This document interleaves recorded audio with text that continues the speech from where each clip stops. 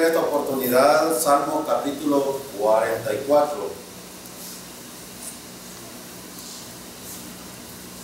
Vamos a refrescar un poco la historia de los planes de Dios y los planes de Dios en la humanidad.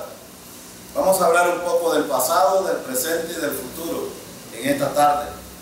Este Salmo 44 tiene temas de la vida de Israel y sobre todo muestra la proeza que Dios hizo con este pueblo, pero que también muestra la soberanía de Dios, el control que Dios tuvo en el pasado de Israel, de la humanidad y del control que tiene hasta el día de hoy en medio de todas las cosas que a veces a nosotros nos parecen muy malas. Para Dios pues es dentro de la voluntad de Él y los planes que Él tiene. Este salmo es un salmo muy bueno para poder tomar ánimo en medio de las circunstancias. Vamos a ver un poco acerca de cómo Dios hizo, la mano de Dios estuvo en la historia de la humanidad. Vamos a ver, primero leemos los versículos 1 al 3 y vamos a ver cómo David, o el escritor de este salmo, empieza a describir algunas de las cosas que Dios hizo con el pueblo de Israel. Recordemos un asunto importante, que todos los planes de Dios, desde Adán hasta el día de hoy, tienen que ver con el pueblo de Israel. No podemos separar a Israel de las bendiciones que han venido a la humanidad también. ¿Recuerdan ustedes la promesa hecha a Abraham? En ti serán benditas todas las familias de la tierra. Pero antes de decir eso, Dios había dicho a Abraham que de él iba a salir una descendencia grande. Entonces, esta descendencia y las bendiciones que han venido a la humanidad han tenido que ver con Israel. Entonces, casi siempre, cuando Dios va en el contexto de cualquier libro que nosotros estudiamos, vemos al pueblo de Israel dentro de los planes, pero también Israel bendiciendo a todas las naciones a través de ese pueblo. Dios tiene planes perfectos, y aunque a veces a nosotros nos parecen un poco chuecos, Dios los tiene bien trazados, y aquí vamos a ver cómo es que Dios ha hecho estas cosas. Por eso, el primer tema que vamos a ver, la mano de Dios en la historia humana. Versículo 1 al 3. Dice el versículo 1: Oh Dios, con nuestro oído hemos oído, nuestros padres nos han contado la obra que hiciste en sus días, en los tiempos antiguos. Quiero detenerme un poco en este versículo 1, porque este versículo, que ustedes notan, en el versículo, el escritor está diciendo: Dios, los padres nuestros nos han contado lo que tú hiciste con el pueblo.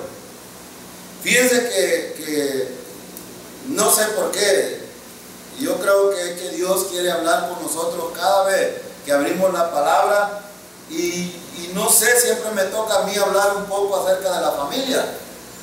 ¿Es importante la enseñanza bíblica en la familia, hermano? Claro que sí. Y creo que dentro de la familia un poco se ha descuidado esto. Fíjense que los sacerdotes del hogar no están tomando el rol que compete como sacerdotes. Y este va a ser un problema serio para las nuevas generaciones. Un día de esto, ayer precisamente estuve en una actividad educativa en Guatayagua y oía a un director decir, ver tanto niño de parvularia haciendo cosas.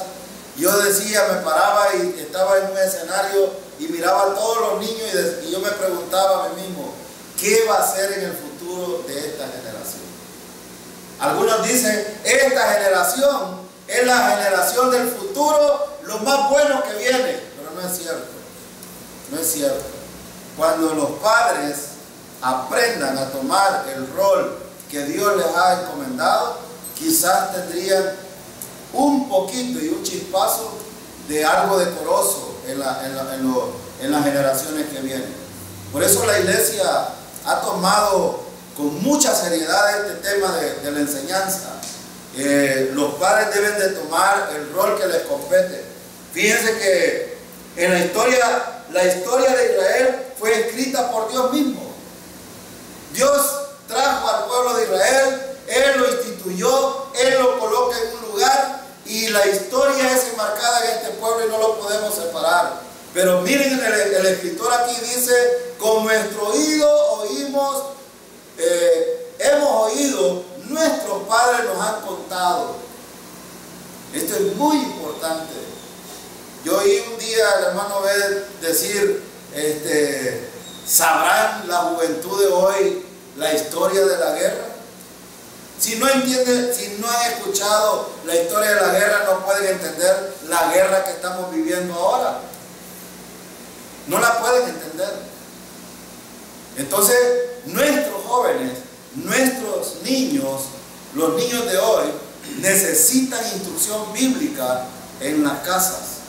Porque fíjense aquí, si dejamos, por ejemplo, la educación bíblica o la educación cristiana, porque aquí son dos cosas distintas. No podemos tolerar, por ejemplo, niños malcriados dentro de la iglesia, o es correcto esto. No puede ser. Por ejemplo, el hecho del respeto dentro de la liturgia, el respeto dentro de un culto, eso debe de ser enseñado por el padre. No necesitamos que la maestra, el maestro enseñe estas cosas. Necesita el padre enseñarlo en la casa. Por ejemplo, ¿deberían de correr los niños dentro del templo? Estoy hablando un poco de esto. No deberían. ¿Lo hacen? Sí, lo hacen. ¿Por qué? Porque en la casa no lo han inculcado. Este es el problema que tenemos en la sociedad. Los padres han descuidado tanto los principios morales y los principios espirituales que hoy tenemos una generación depravada y perversa. Y yo por eso les decía, me preguntaba yo ayer, ¿qué será de esta nueva generación? Estoy hablando de niños de 4, 5 y 6 años. Esos niños, ¿qué van a hacer en el futuro si los padres no retoman el rol que les compete?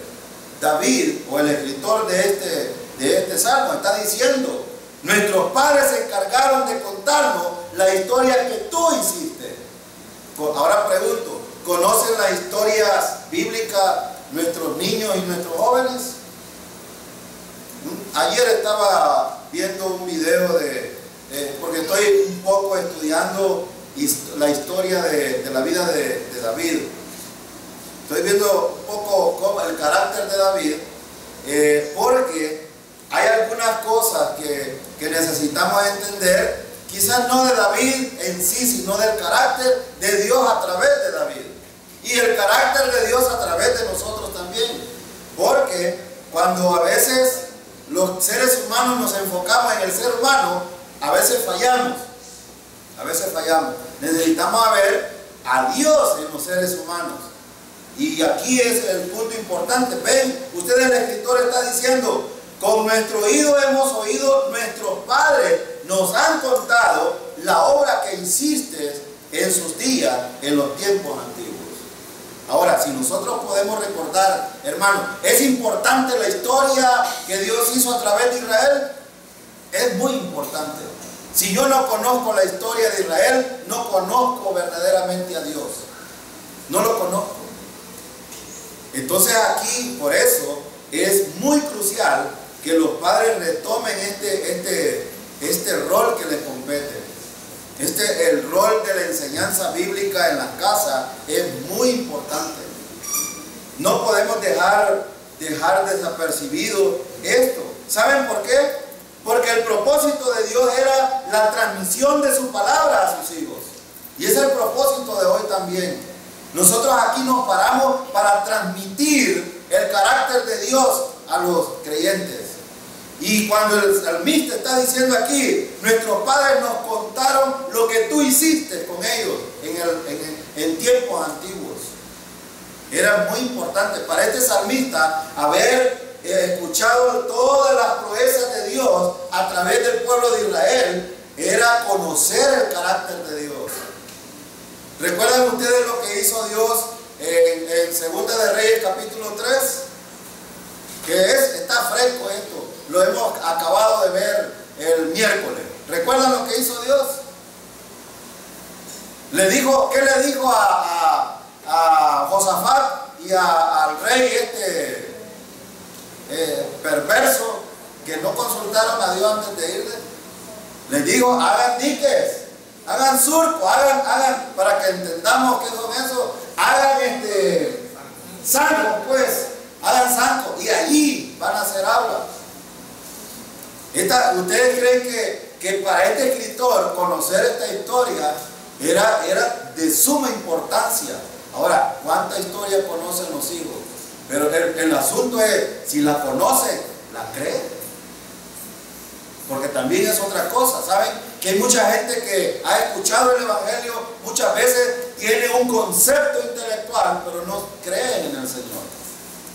De un concepto intelectual pasar a una fe correcta puesta en el Señor es muy distinto. Por eso es que aquí vemos muchos religiosos también dentro de la iglesia. Y es muy importante. Lo que estamos viendo aquí, hermanos, es muy crucial. Fíjense que el propósito para nosotros es que podamos reconocer el poder de Dios en la vida de la humanidad y que tomemos ejemplo de lo que hizo con su pueblo. Dios hizo muchas cosas con su pueblo. Por eso, la obra de Dios con los padres de la nación israelita fue muy crucial para muchos de los patriarcas o muchos profetas o muchos siervos de Dios, y en este caso el escritor de este Salmo 44.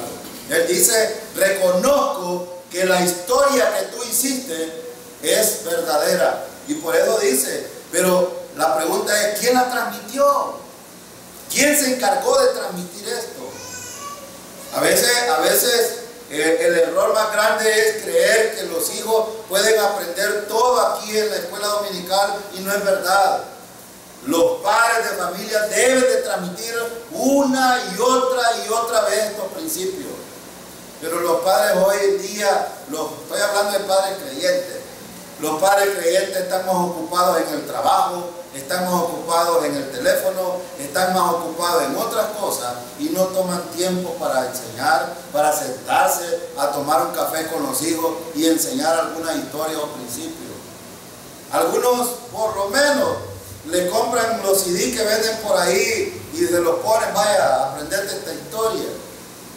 Pero no solo se trata de eso. Quiero que vaya a Deuteronomio capítulo 6.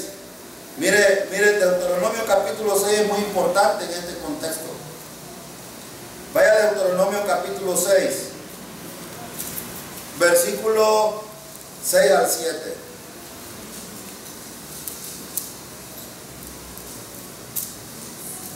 No se trata solo de contar una historia, se trata de que la crea, se trata de que usted sepa quién es Dios, se trata de confiar en el Señor, de eso se trata. Mire, Deuteronomio 6, versículo 6 dice, y estas palabras que yo te mando hoy estarán sobre tu corazón. ¿Qué quiere decir sobre tu corazón? Fíjense que él no les dijo, miren, métanselo en este músculo, porque la gente a veces cuando hablamos de corazón cree que estamos hablando de este músculo. No, este solo bombea la sangre y nos permite vivir. El corazón está aquí, la manera de pensar, nuestra mente. Es decir, no es solo un conocimiento intelectual. El Señor le dijo al pueblo de Israel, la palabra debe de estar sobre el corazón. Pero esta palabra sobre es muy importante aquí. A veces yo cuando estudio algunos versículos me gusta ver el énfasis del versículo. Y aquí esta palabra sobre tu corazón, significa estar colocada arriba de él, en el hebreo. Es decir, que la palabra sea el énfasis de la práctica humana. Eso es lo que quiere decir. Correcto. Tener conciencia de qué es lo más importante.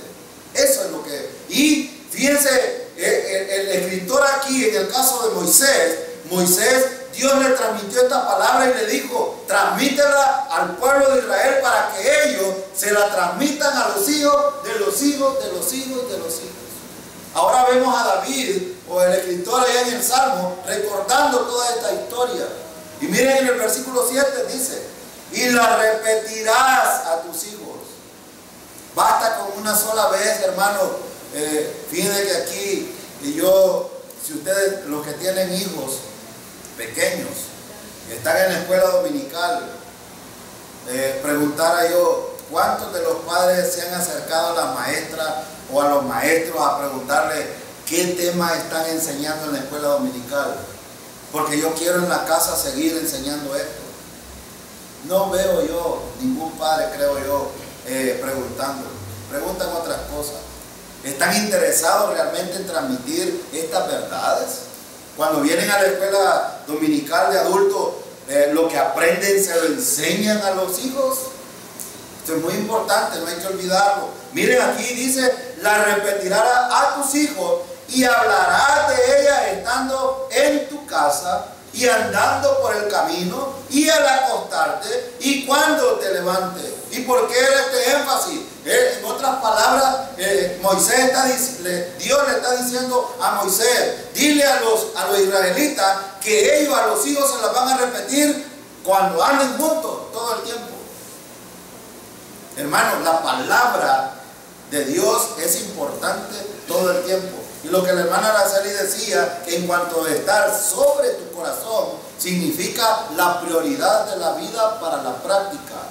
En esta versión tiene más sentido, dice, grábalas en la mente, sí, todas las cosas que hoy sí, te he dicho, y enséñaselas continuamente a tus hijos. Háblales de ellas, tanto en tu casa como en el camino, y cuando te acuestes y cuando te levantes. Pero si los adultos dejan de congregarse, ¿qué van a enseñar? Sí. O sea, tenemos gente religiosa testaruda. Hablamos de Israel que es dura de servir, pero tenemos una congregación dura de servir, sí, que hace lo que le da la gana, sí, no escucha a Dios ni a los líderes.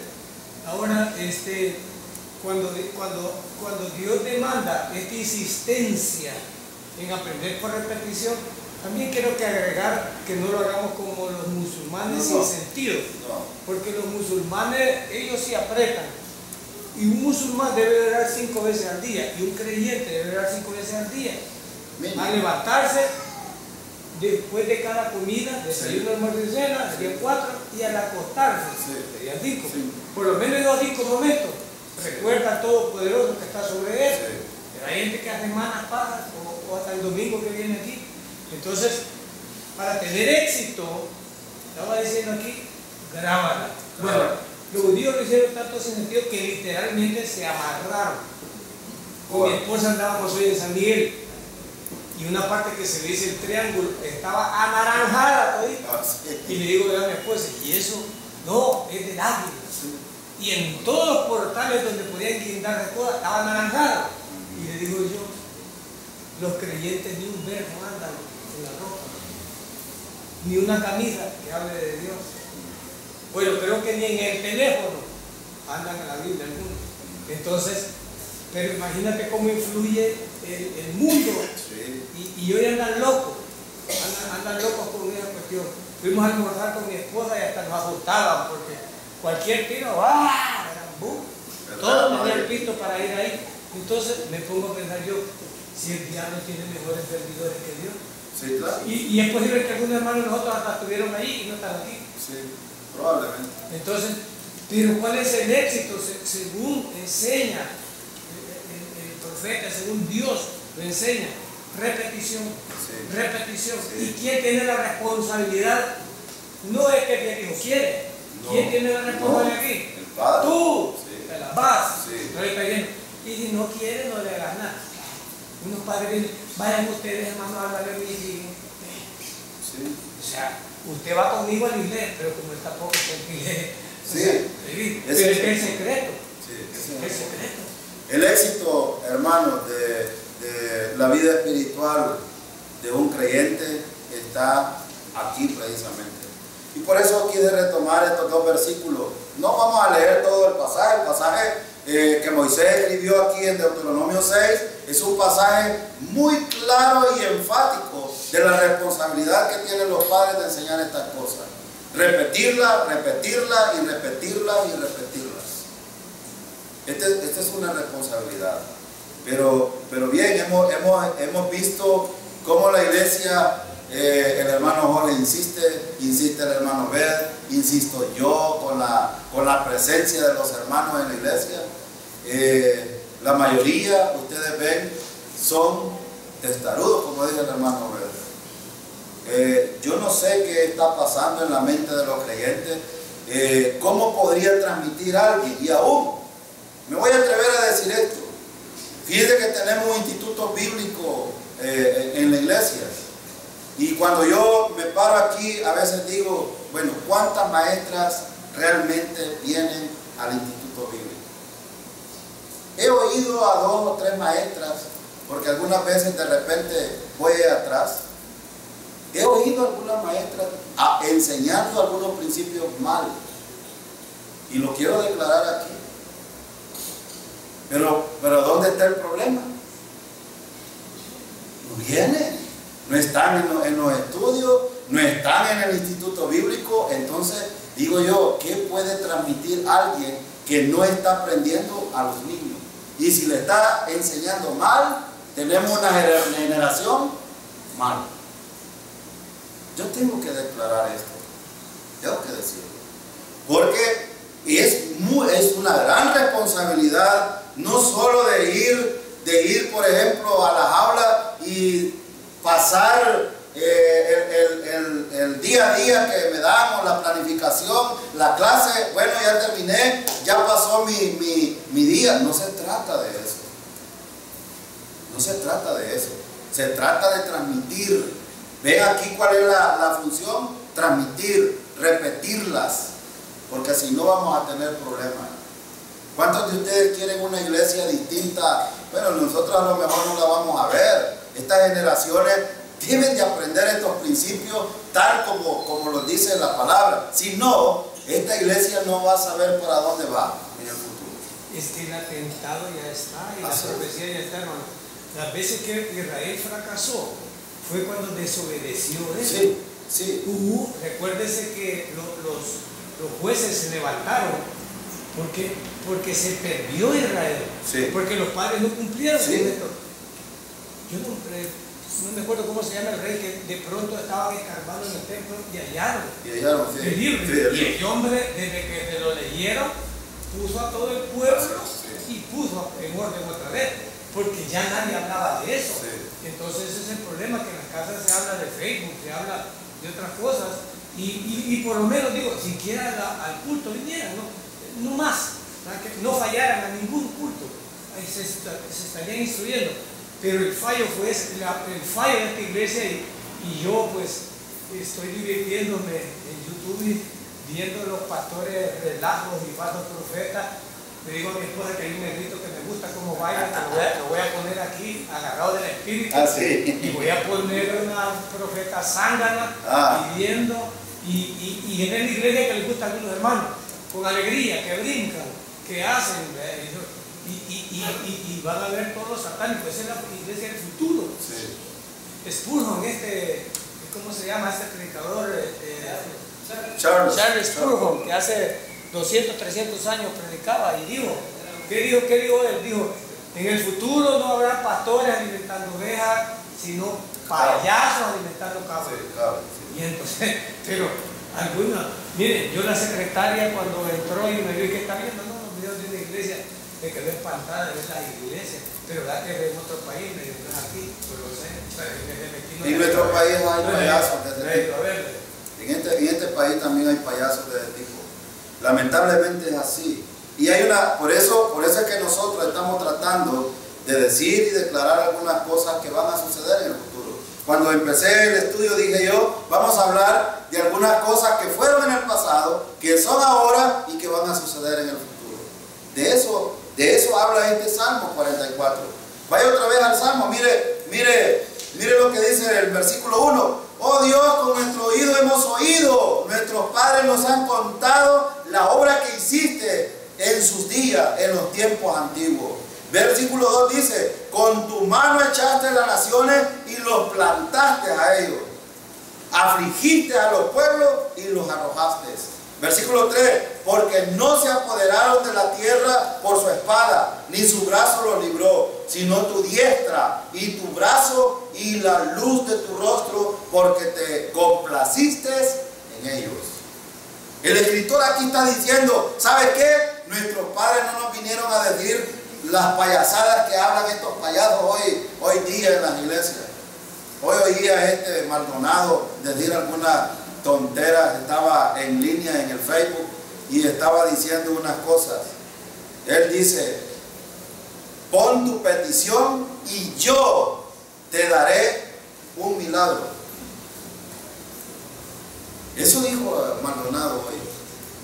Yo lo sigo a Maldonado y a Cash Luna, ambos, porque ambos están en un paralelo, están hablando lo mismo. Y aquí en la iglesia creo yo que hay gente que le gusta Cash Luna y estos locos payasos que hablan hoy. Hermano, ¿a quién le está dando la gloria el escritor aquí de lo que hizo en el pasado? Yahvé de los ejércitos. Él es la prioridad. Ven ustedes cómo el salmista dice, tú hiciste esto, hiciste lo otro. No dice, el pueblo de Israel hizo esto. ¿Ven? No dice, yo hice esto. ¿Qué diferencia cuando un creyente se planta y dice, Señor, eres tú el que has hecho las cosas? ¿Y qué es lo que hizo Dios en el pasado, hermano? Miren, les voy a contar desde Adán. Adán pecó, falló, lo sacó del huerto del Edén. Pero ¿qué hizo Dios? ¿Qué tuvo que hacer Dios? Mató un animal inocente por esos dos culpables que estaban en el huerto del Edén. ¿No es esto importante, hermano? ¿Ven? Después de eso, ¿qué hizo Dios? ¿Qué hizo Dios después de eso? Allá en Génesis 6 hubo una depravación. No les voy a contar toda la historia. Hubo una depravación de un problema que quisieron pervertir la genealogía de Jesús y Dios tuvo que intervenir. Después, Moisés sacando al pueblo de Egipto. Y después Noé haciendo cosas. Y vemos en Primera de Reyes y Segunda de Reyes cómo Dios actuaba a través de estos hombres, aunque eran perversos, pero Dios siempre tenía que actuar. ¿Para qué? Para proteger al pueblo de Israel. Por eso es que todo, hermano, todos los planes de Dios tienen que ver con el pueblo de Israel. Y las bendiciones que nosotros hemos recibido fueron a través del pueblo de Israel. ¿De dónde vino el Mesías? Del pueblo de Israel, de Judá, de la tribu de Benjamín, del linaje de David. Y eso, hermano, es importante que los hijos de ustedes lo sepan. Cuántas cosas Dios hizo cuando un rey había dado un edicto de matar a todos los judíos. Dios intervenía para poder preservar el remanente de donde iba a venir el Salvador, el Redentor, el Mesías, el Cristo, el que pagó el precio por nuestros pecados en nuestro lugar. Y si no, hermano, no estaríamos haciendo absolutamente nada. Pero qué importante. ¿Ven ustedes qué importante? Tú con tu mano echaste las naciones. Aquí el escritor está yendo un poco a la batalla que tuvieron los israelitas. El hermano Jorge contó ayer la historia de Moisés y vimos un poco por qué Moisés no entró a la tierra de Canaán. Solo le permitió Dios, ¿sabe qué? Ven, párate aquí y ve todo al norte, al sur, al este y al oeste. Y Moisés lo hizo. Pero después no le permitió entrar. Y Dios le dijo, ¿por qué no vas a entrar? Le mostró por qué. Ahora, David te está diciendo, tú hiciste cosas en favor nuestra. ¿Cuántas cosas Dios ha hecho en favor suyo, hermano? ¿Cuántas? Muchas. Yo soy uno de los más agradecidos quizás con el Señor de las cosas que el Señor ha hecho en mi vida. Yo creo que esas cosas que el Señor ha hecho no debemos de olvidarlas como creyentes, porque a veces pareciera, estoy bien, el Señor me tiene bien, entonces no necesito de Él ahora. Somos un poco insensatos cuando estamos en el piso y estamos lambiendo el polvo, entonces aquí vengo, Señor, otra vez. Y está bien, hay que buscar al Señor, pero hay que buscar al Señor todo tiempo. Y el Señor, hermano, miren, si nos tiene como estamos, es porque nos ha tenido mucha paciencia y misericordia. Mucha paciencia y misericordia. Y recuerdan ustedes, Pablo enseñó algún principio de esto acerca de la historia de Israel también. Sí, 1 Corintios capítulo 10, 11. Dice, estas cosas se han escrito como ejemplo para nosotros. ¿Para qué? Para que en 2 vías, como ejemplo de lo que Dios hizo con el pueblo de Israel y como ejemplo de que no hagamos lo mismo que Israel hizo y tropecemos como él tropezó. Entonces, qué importante. Y fíjense que cuando en el versículo 3 dice, porque no se apoderaron de la tierra por su espada, es decir, yo estaba viendo la historia, ustedes recuerdan la batalla de Israel con los filisteos. Cuando Goliat se paró enfrente y dijo, uno de ellos, el vocero, dijo, este día Israel va a caer en manos de los filisteos y los vamos a matar. Y ¿saben quién era el rey en ese momento? Saúl. ¿Y saben cómo estaba Saúl? Saúl estaba temblando. ¿Y quién va a ser el que va a ir? Solo pedían a uno que peleara con Goliat. Y va llegando un raquítico joven, cuidador o pastor de ovejas. Y ¿saben qué decía este perverso filisteo? Hoy mismo la cabeza de Israel y ese Dios que ustedes tienen va a quedar avergonzado. ¿Saben qué dijo David? Este día Dios va a ser glorificado por la obra que hará. No digo, yo voy a hacer las cosas. Y saben que los filisteos todos murieron ese día por la misma. Bueno, hay muchos bocudos, mucha gente que habla en contra de Dios, que hoy día algunos, por ejemplo, desde mis entrañas maldigo a Israel, y desde sus entrañas se murió. Hablar en mal del pueblo de Israel, hermano, es lo peor que puede haber, porque es el pueblo escogido de Dios. Es el pueblo que Dios guarda, protege hasta el día de hoy. Que son malos, son perversos, sí, son igual a nosotros. La diferencia es que nosotros hemos sido salvados y redimidos por la sangre preciosa de Jesucristo. Hemos sido perdonados y hemos aceptado el perdón. Pero no hay diferencia, no hay distinción. Ahora, hay una cosa importante aquí, hermanos. Dios y esta historia que estamos viendo, cómo Dios ha actuado con la humanidad, es muy importante que nosotros la consideremos. Es muy importante. Porque si no, no podríamos conocer quién verdaderamente es Dios. Si usted, por ejemplo, puede preguntarse, ¿cuánto merece de parte de Dios usted? ¿Cuánto? Entonces ve cuál es el carácter que Dios muestra cada momento hacia nosotros. Su amor, su misericordia. Y por eso hay un salmo que vamos a estudiar que a mí me encanta. Porque para siempre la misericordia de Dios es para siempre, hermano. Y usted no debe de olvidar. Y esta tarde espero yo que ustedes vayan animados con el carácter de Dios. Así como actuó con el pueblo de Israel, aunque no lo merecían, porque eran testarudos, eran necios, blasfemaban en contra de Dios, Él siempre estuvo ahí y los protegió. Pero también cuando merecían un castigo, Dios los disciplinaba también. Y muchos de ellos perecieron. Entonces, Dios tiene control de la historia de la humanidad, hermano. Dios tiene el control de la historia de la humanidad. Siempre la ha tenido. Aunque hay algunos que quieren, los seres humanos quieren transformar la tierra y hacer muchas cosas. No, es Dios. Yo le decía a un hombre el año pasado, ¿sabe qué, don Luis? Me dijo el hombre, se congregaba por un tiempo y me dijo, yo ahorita estoy caído, me dijo, y ¿sabe qué?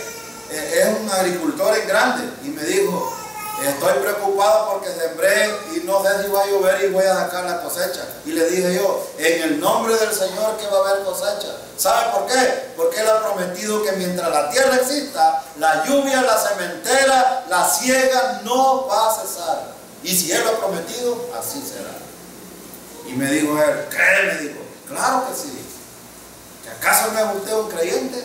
Y me dijo, bueno, como estoy caído a veces, sí, ese es el problema.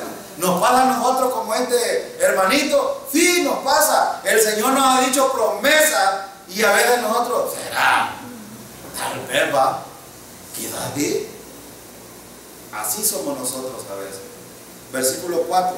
Vamos a ver el versículo 4. ¿Continúa Dios actuando en la historia de la humanidad, hermano?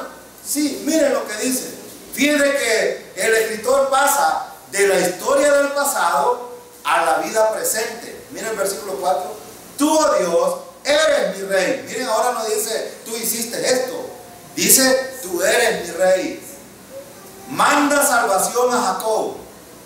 Cuando el escritor dice esto, es importante hacernos una pregunta. ¿En qué o quién confía usted? ¿En qué o en quién confía usted? Porque cuando nosotros a veces decimos el Dios de Israel es nuestro Dios, a veces tomamos esto como un parafraseo nomás. Pero hermano, Dios es el Dios todopoderoso de Israel en el pasado. Fue en el tiempo de David, en el tiempo de los patriarcas, pero es el mismo Dios hoy también. Claro que sí. No ha cambiado, Dios no cambia. Algunos ven a Dios con una barba, con el pelo todo canoso, así se lo imaginan. Y pecan porque realmente Dios lo podemos pensar de esta manera. No. Sí, yo puedo decir que Dios no envejece jamás, porque Él es eterno. Ha sido antes de la creación de todas las cosas y será tal como es en todos los tiempos. Si Dios es amor, Dios es justicia, Dios es perdón, Dios es misericordia, Dios es todos los atributos, es santo, 3 veces santo, y por lo tanto no hay comparación con Él. Dios es, el que era y que ha de venir. Y a Él nosotros debemos de rendirle honor y gloria por lo que ha hecho, por lo que hace y por lo que hará en el futuro en favor también de nosotros. Hermanos, esto es muy importante y por eso el escritor dice, tú eres mi Dios, manda salvación a Jacob. Cuando aquí dice manda a Jacob, está hablando de él mismo. ¿Saben por qué? Porque recuerdan ustedes que la descendencia viene de Abraham, Isaac, Jacob, José y David. Ahora, ¿quién está hablando aquí? ¿Quién está hablando? Aquí vimos en el capítulo 33, si no me equivoco, o 32, no, 33. En el capítulo 33 vimos quién había escrito ese salmo. Y aquí hay una continuación porque del 1 al 32 es un libro. Del 33 en adelante hasta el 72, si no me equivoco, es otro libro. Entonces aquí hay otro escritor diciendo salva a Jacob, pero él está hablando de la descendencia, de eso está hablando. Y la pregunta es, ¿la existencia de la tierra depende de la existencia de Dios sobre ella, no de la existencia del hombre sobre ella? Y esto es muy importante. ¿Por qué digo esto? Porque miren el versículo 5. Por medio de ti sacudiremos a nuestros enemigos, en tu nombre hollaremos a nuestros adversarios. ¿Tenían enemigos los israelitas? Sí. ¿Tienen hoy por hoy los enemigos israelitas? Sí. Tienen. Los han tenido todo el tiempo. Ahora, ¿cuál era el deseo de Israel? Escapar de los enemigos y no tener problemas con ellos. Pero la pregunta es, ¿quién hace las cosas en medio de las dificultades? Esto es muy importante. Por eso hice la pregunta, ¿en quién está confiando? ¿En quién estamos confiando nosotros? Porque tenemos dificultades y tenemos enemigos nosotros. Sí. ¿Cuál es el primer enemigo que nosotros tenemos? Nosotros mismos, hermanos. Somos nosotros. ¿Por qué creen ustedes que las vías no están llenas hoy? Algunos pueden decir que estoy enfermo. Hay otros pueden decir es que ahí encienden el aire y yo tengo tos. Hermanos, si yo ando enfermo también y a mí no me importa. Haya calor, frío, lo que sea, no importa. Esos son pretextos. Son pretextos. Es que tengo que hacer algo que ustedes como son haraganes no hacen nada. Por eso es que ahora la iglesia paz. No, hermano, tenemos mucho que hacer. Tenemos mucho que hacer. Yo creo que todos tenemos que hacer. Pero aquí es una cuestión de aptitud. Y aquí es donde creo que la iglesia está fallando, en la aptitud. ¿Cuál es mi prioridad? Y por eso hemos insistido en el reino de Dios y su justicia o las cosas que serán añadidas. ¿Cuál de las dos debe de ser nuestra prioridad? El reino de Dios. Hermano, cuando uno aprende a ver que la prioridad es el Señor, porque al final, ¿saben que yo he aprendido esto? Cuando yo trato de buscar el reino de Dios y justicia, el beneficiado soy yo, no es el Señor. Se beneficia Dios con que nosotros estemos en el culto, que sirvamos a los demás hermanos. Se beneficia Dios. No, Dios no nos necesita a nosotros. No nos engañemos. Nosotros nos beneficiamos. Somos nosotros. Porque cuando buscamos al Señor, Él se encarga de las cosas que necesitamos. Y aquí es bien importante tomar las prioridades.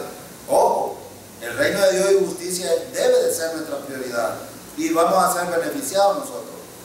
Ahora, por eso el versículo 5 dice: por medio de ti sacudiremos a nuestros enemigos, en tu nombre hallaremos a nuestros adversarios.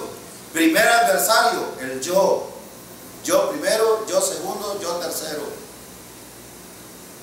Mi bolsillo, mi negocio, mi trabajo, etc. Todos esos son enemigos que Satanás, yo creo que se ríe porque la mayoría de veces dice, es que Satanás me metió.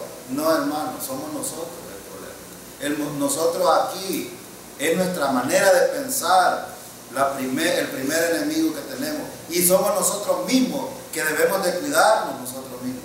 ¿Qué le dijo Pablo a Timoteo? Ten cuidado de ti mismo y de la doctrina. ¿Por qué le dijo esto? Porque el primero que puede desviarse es uno mismo. Uno mismo. Y todos somos responsables, todos somos responsables. Ahora, por eso es bien importante ver esto. Y fíjense, por medio de ti, el medio, hermano, y por eso es que hemos insistido nosotros, el medio para enfrentar las distintas dificultades o circunstancias es el Señor, no otro medio.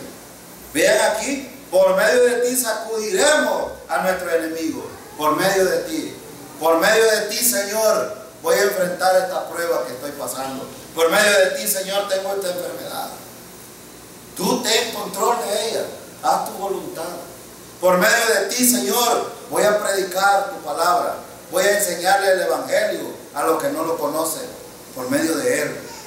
Él es el poderoso. ¿Saben que Pablo enseñó un principio a los corintios? No que seamos competentes nosotros mismos para pensar algo de nosotros mismos, sino que la competencia proviene de Dios. La competencia, hermano, cuando usted va y predica el evangelio y usted ve que las almas se convierten, no es usted, es la competencia de Dios a través de usted. Esto es muy importante entenderlo. Cuando usted sirve en la iglesia y lo hace de la manera correcta, es el Señor actuando por medio de usted, porque nosotros solo somos instrumentos en las manos del Señor. Eso es lo que somos, y la gloria debe de ser para el Señor por eso. Por eso es que nosotros debemos de dedicarnos a predicar la palabra, estar en la palabra, escudriñar la palabra, aprender de la palabra, pero con el propósito de que la gloria sea para el Señor. Ese es el propósito. Ahora, y fíjense que tenemos algunas cosas importantes aquí en el versículo. Él dice dos cosas: por medio de ti y en tu nombre. Y esto también es peligroso porque algunos usan mal estos asuntos para predicar o para enseñar. En tu nombre, Señor. Recuerdan que el capítulo 7 de los falsos profetas también un día van a entregar cuenta y delante del Señor van a decir: pero Señor, en tu nombre echamos fuera demonios, en tu nombre profetizamos, en tu nombre hicimos milagros. Muchos en el nombre del Señor pueden hacer muchas cosas, pero Dios no las aprueba. Cash Luna, Maldonado, Dante Gebel. Hoy estaba oyendo a Gigi Ávila, que pastor, hay un pastor en República Dominicana que se llama Miguel Núñez. Estaba hablando un poco acerca, porque dice Gigi Ávila, yo he oído muchos hermanos aquí, sobre todo algunos ancianos, oí en un pasado que Gigi Ávila es poderoso para predicar. ¿Saben que arranca la bazooka? Alaba al Señor, hermano, alábalo, hónralo. Y ¿saben qué estaba diciendo? El Señor me reveló anoche: esas mujeres en la iglesia que está llena de mujeres que usan pantalón son abominables al Señor, deben de sacarla de la iglesia. Este estaba diciendo en una predicación con un montón de gente. Gigi Ávila. La predicación era en contra de la mujer que usa pantalón. Jezabela, y empieza por ahí te vas. Y se van al pasaje allá del Deuteronomio donde dice que el hombre no use vestido de mujer y la mujer no use vestido de hombre. ¿A dónde yo en la Biblia no he encontrado la palabra pantalón? No la he encontrado. No hay, no existe. Pero hay muchos predicadores que usan esto. ¿Saben qué? Y dicen en el nombre del Señor predicar estas cosas para meter miedo a las mujeres que están dentro de la iglesia, a las Jezabelas, entre comillas. Ojo, ellos van a entregar sus cuentas algún día y nosotros, yo no tengo miedo de decir los nombres, ¿saben? Porque Pablo también dijo nombres. Y no estamos, yo no estoy juzgando, el Señor va a juzgarlo un día. Pero sí queremos advertir de que hay muchos predicadores que dicen cosas equivocadas en el nombre del Señor, pensando de que son correctas, y se ven, parecieran que son buenas, pero no lo son. Ojo con eso. Versículo 6. Este versículo me encanta a mí. Versículo 6 dice: porque no confiaré en mi arco, ni mi espada me salvará. ¿En quién estaba confiando este escritor, hermano? Probablemente este era un militar. Un militar estaba preparado, pero él dice: yo no confío en mi arco. Ahí hay un salmo que dice también: ellos confían en sus carros y en sus caballos, mas nosotros de Jehová tenemos memoria. Por eso la pregunta: ¿en quién estamos confiando? ¿Están pasando dificultades, hermano? Confía en el Señor. Solo el Señor puede sacarnos adelante. ¿Tienes problemas emocionales? ¿Hay cosas que te hacen desviarte? Confía en el Señor y el Señor te va a sacar adelante.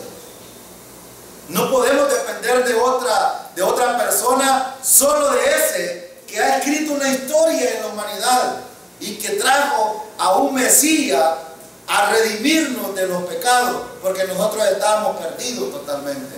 En ese Dios que llevó a la tumba a Jesucristo y al tercer día lo levantó de entre los muertos, de ese Dios debemos de tener memoria y seguir dependiendo nosotros. De ese Dios que estuvo satisfecho de ese sacrificio de Cristo, que fue pagado una vez y para siempre, y ahora nosotros podemos confiadamente decir: hemos sido salvados por la muerte de Jesucristo, y no por lo que nosotros hemos hecho, sino por lo que Él hizo en la cruz del Calvario. Y esa es la historia del Señor, esa es la historia que debemos de contar a los niños y a los jóvenes. Por eso dice, porque no confiaré en mi arco, ni mi espada me salvará. ¿En quién entonces está la salvación, hermano? Tanto la salvación espiritual como la salvación física está en el Señor. Estás enfermo, hermano, el Señor te puede sanar. El Señor te puede sanar. Y no es por cuánta fe tú pongas, porque no depende de cuánta fe tienes, depende del carácter de Dios y su misericordia para nosotros. Yo no voy a ser malcriado en decir, hermano, si tienes tanta fe, entonces el Señor va a hacer tu milagro. No, el Señor actúa conforme a su carácter, porque Él determina. Algunos de nosotros podemos decir, miren, la hermana se sanó y yo ya tiempo, tengo 25 años con una enfermedad. Yo tengo como 15 años con una enfermedad y ella tengo. Pero el Señor me ha sanado de otras. El Señor es así. No podemos doblarle la mano al Señor, porque Él es soberano. Él hace las cosas como a Él le place y cuando a Él le place. Por eso, pero lo importante que podemos rescatar en estos versículos es que el Señor es el que obra en las circunstancias. En Él debemos de confiar. Versículo 7. Pues tú nos has guardado de nuestros enemigos y has avergonzado a los que nos aborrecen, a nos aborrecían. Miren, ¿quién es el que ha obrado entonces? Es Dios, es el Señor. El Señor es el que obra. Por eso es que este salmista está diciendo, tú has hecho. Ven el énfasis del escritor, eres tú el énfasis. Tú has hecho esto, tú has hecho lo otro. Tú nos sacaste de allá, tú nos sacaste de este problema, tú mataste a los filisteos, tú nos sacaste de Egipto, nos diste de beber agua. Este salmista está recordando eso. ¿Ven qué importante? Hermanos, importante recordar las cosas que el Señor hace. Ahora, versículo 8. Aquí hay algo importante que necesitamos nosotros también hacer. Confiar en aquel que puede salvar. Y la única esperanza de Israel era Dios y para nosotros es igual. Versículo 8 dice, en Dios nos gloriaremos todo el tiempo y para siempre alabaremos tu nombre. Y hace un paréntesis. Ahí en la Biblia dice Selah, que es un paréntesis. Es un paréntesis reflexivo. Cuando ustedes encuentren en la Biblia Selah, significa que el escritor se detuvo ahí para meditar en las cosas que el Señor había hecho. Y en el versículo dice, nos gloriaremos todo el tiempo. Ahora, hermano, la palabra gloriarnos significa alegrarnos, significa regocijarnos, significa ser dichosos por lo que el Señor ha hecho. Es recordar el carácter de Dios en nuestra vida. Yo no sé cuántos de ustedes están contentos por haber sido salvados por la gracia del Señor. Yo es algo que le doy gloria al Señor por haberlo hecho, porque estábamos perdidos. Estábamos camino al infierno y el Señor nos trasladó a una morada celestial distinta, gloriosa, con un cuerpo incorruptible en el futuro. Cuando yo pienso en estas cosas, mi esposa me dice, yo quisiera que el Señor viniera, yo quiero ver este momento. De eso se trata, de tener esa esperanza todo el tiempo en una línea de tiempo, esperando esa gloria venidera, pero también regocijándonos mientras estamos en las dificultades. ¿Cuántos de ustedes se alegran cuando están en problemas? ¿Verdad que es difícil? Pero esto es lo que dice el escritor. Ellos tenían problemas, tenían enemigos, tenían dificultades, podían morir. Sin embargo, él dice, en Dios nos gloriamos todo. La gloria para un creyente en el Señor debe de ser todo el tiempo. Todo el tiempo. Y para siempre alabaremos tu nombre. Ojalá, hermano, que nuestra boca siempre diga las cosas dichosas del Señor, lo que hemos recibido del Señor. Ahora, pero en el versículo 2 hay un pero. Y aquí el escritor no está renegando. Vamos a empezar otro tema. En el versículo 9 en adelante, el escritor no está renegando. El escritor solo está describiendo, miren el traspaso del versículo 8 al versículo 9 en adelante. Hay una gran distinción. Vamos a leer versículo 9, 10, 11 y ustedes van a ir viendo algunas cosas que después voy a puntualizar. Miren lo que dice el versículo 9. Pero nos has desechado y nos has hecho avergonzar y no sales con nuestro ejército. Nos hiciste retroceder delante del enemigo y nos saquean para sí los que nos aborrecen. Nos entregas como ovejas al matadero y nos has esparcido entre las naciones. Has vendido a tu pueblo de balde. No exigiste ningún precio.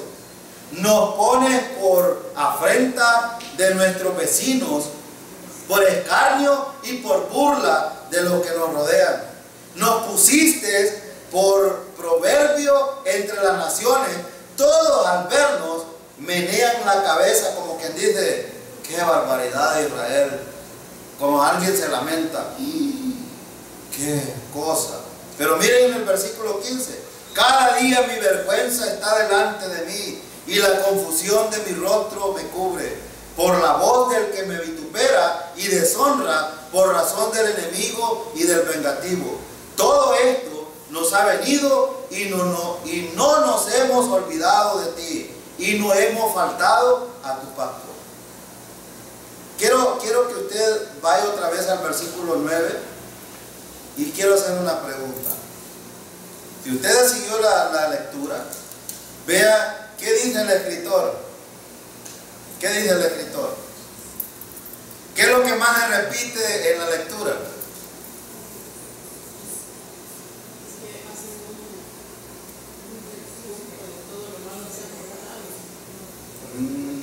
No. Dile, tú nos. Y a pesar de eso, Dios ha castigado, lo ha disciplinado, pero ellos no se han apartado de él. Sí, entonces, ¿los castigó o era una prueba para Israel? Hay que tener, yo por eso quise detenerme un poco en esto, porque es importante. Hay una diferencia con un castigo, con una prueba. Era una disciplina, hay una diferencia en esto. ¿Estaba siendo disciplinado Israel en este momento? ¿Cómo lo sabemos? En el versículo 17 dicen ellos: todo esto nos ha venido y no nos hemos olvidado de ti y no hemos faltado a tu pacto. Entonces, ¿era una disciplina o era una prueba? Porque si dice que no habían faltado a su palabra, era prueba. Fíjense, quise leer esto, solo vean en el versículo 9. Dice: pero nos has echado. ¿Quién hizo esto? Dios. En el versículo 10, nos hiciste. Versículo 11, nos entregaste. Versículo 12, has vendido a tu pueblo. Versículo 13, nos pones por afrenta. Versículo 14, nos pusiste por proverbio. Cada día mi vergüenza está delante de mí y la confusión de mi rostro me cubre. Estaba un poco confundido el escritor de ver todas estas cosas que el Señor estaba haciendo. Sí, y el versículo 16, por la voz del que me vitupera y deshonra, por razón del enemigo y del vengativo. Entonces dice el escritor: todo esto nos ha venido y no nos hemos olvidado de ti y no hemos faltado a tu pacto. Hay una distinción aquí entre una disciplina y una prueba, un sufrimiento inmerecido. ¿Estaba sufriendo inmerecidamente el pueblo de Israel aquí? Según lo que dice el autor, pero como esto es algo poético, Sí. la primera parte del Salmo hace un recordatorio del poder de Dios y cómo Dios había tenido misericordia del pueblo. Sí. Ahora exclama el salmista por qué los ha abandonado, Sí. por qué nos ha venido esto. Entonces es un poema en dos partes. Una Sí. parte demostrando lo grande y todas las obras que Dios había hecho, que le habían contado a sus antepasados, y como admiración en la segunda parte dice, ¿y por qué nos está pasando esto hoy? Sí, sí, sí. Y porque hay un verso acá que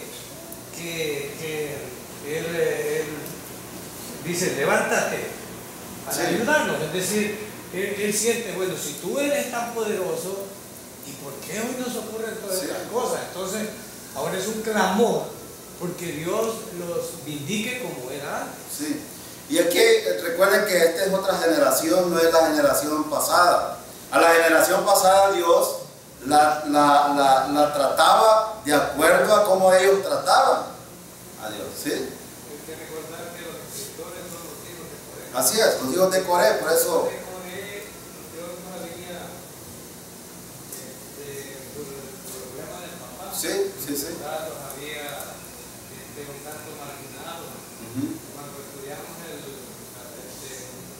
32. Salmo 42, 42, sí. que fue el principio del libro, vimos que ellos querían estar en el templo, querían alabar a Dios, pero no se lo permitían. Sí. Y ellos eran sacerdotes. Sí. Entonces, tanto dentro de ese contexto también tiene cosas de expresar. Sí. Entonces, se sienten apartados, se sienten abandonados, se sienten desamparados, como castigados, disciplinados, y es precisamente por eso. Sí. Quiero decir algo, hermano, porque estábamos hablando acerca de la disciplina y el sufrimiento inmerecido. El hermano Jorge acaba de mencionar el deseo de los siervos de querer adorar al Señor de la manera correcta y que el Señor no se lo permitía. ¿Cómo se le llama esto? ¿Disciplina o sufrimiento inmerecido?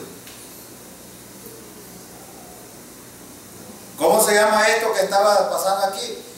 Si no me cree por lo que estamos viendo aquí, vea el versículo 19 al 21. Y es que lo que pasa es que si son los hijos de Coré, es un sufrimiento merecido porque quien había pecado era el padre. Claro que sí, claro, y ese es el punto que quiero que usted vea. Por eso en el versículo 17 dice, todo esto nos ha venido y no nos hemos olvidado de ti y no hemos faltado a tu pacto. Versículo 18 dice, no se ha vuelto atrás nuestro corazón.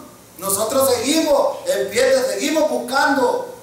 Entonces estaban sufriendo inmerecidamente por las circunstancias de los otros. Miren el versículo, ni se han apartado tus caminos, de tus caminos nuestros pasos. Ellos estaban siguiendo al Señor. Versículo 19, para que nos quebrantases en el lugar de chacales y nos cubrieses con sombra de muerte. Versículo 20, si nos hubiésemos olvidado del nombre de nuestro Dios o alzado nuestras manos a Dios ajenos, ¿no demandaría Dios esto? Porque Él conoce los secretos del corazón. Es decir, les hubiera demandado, si ellos se hubieran apartado, ¿no se los hubiera demandado a ellos? Claro que sí, pero ellos no se habían apartado del Señor. Ellos estaban sufriendo inmerecidamente. Entonces, qué importante aquí, hermano, entender que algunas cosas son por nuestras malas decisiones y Dios nos disciplina, pero algunas cosas suceden como sufrimiento inmerecido. ¿Y para qué sirve esto, hermano? Para que podamos crecer. ¿Ustedes creen que estos israelitas no estaban creciendo? Claro que sí, claro que sí. Y que solo quiero terminar los últimos versículos. Miren lo que dice. Versículo 23. Despierta. ¿Por qué duermes, Señor? Despierta. No te alejes para siempre. Ellos están insistiendo, Señor, sácanos, ayúdanos, estamos aquí. Puede pasar, hermanos, esto en nosotros. Algunas veces estamos estrechados, nos estamos apretando y estamos pensando al Señor, ¿dónde está, Señor? No te veo. El Señor está ahí, hermano, solo que te está dejando que crezcas. te está ayudando a que pueda pasar un escalón y a otro y a otro. Y yo por eso dije anteriormente, ojalá que este salmo nos anime, que a pesar de las circunstancias y lo que nos pase, podamos crecer, podamos estar animados, podamos gloriarnos en el Señor a pesar de lo que nos pase.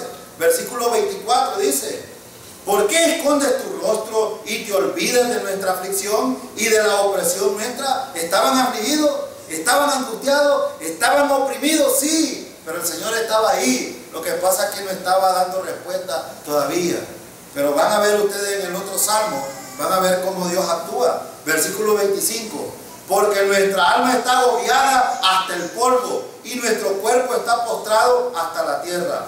Levántate para ayudarnos y redímenos por causa de tu... me gusta esto y me encanta. Sabe que la actitud de un creyente que está enfocado en el Señor siempre va a buscar misericordia. No como los malcriados que buscan reclame, declare, yo declaro esta nación, y empiezan a decir cosas que Dios jamás ha dicho. Misericordia. Qué bueno, hermano, que aún la palabra del Señor nos alumbra diciéndonos que lo único que podemos demandar de Dios o buscar, en otra quizás demandar es otra cosa, es muy golpeada esta palabra. Buscar en el Señor es la misericordia. No nos queda de otra. Y mientras tanto, seguir dependiendo y confiando en el Señor. Y Él va a hacer, hermano. Sí, lo va a hacer. Él va a obrar. Él va a dar una respuesta. Solo que la va a dar en su tiempo, en el debido momento y cuando sea necesario. Mientras tanto, necesitamos seguir regocijándonos en el Señor, seguir dependiendo en el Señor, porque probablemente algunos de nosotros estemos pasando pruebas y algunos podemos estar siendo disciplinados. Sí, sí puede ser, pero mientras tanto pasa eso, necesitamos seguir buscando al Señor y dependiendo del Señor. Eso es lo que nos enseña este salmo.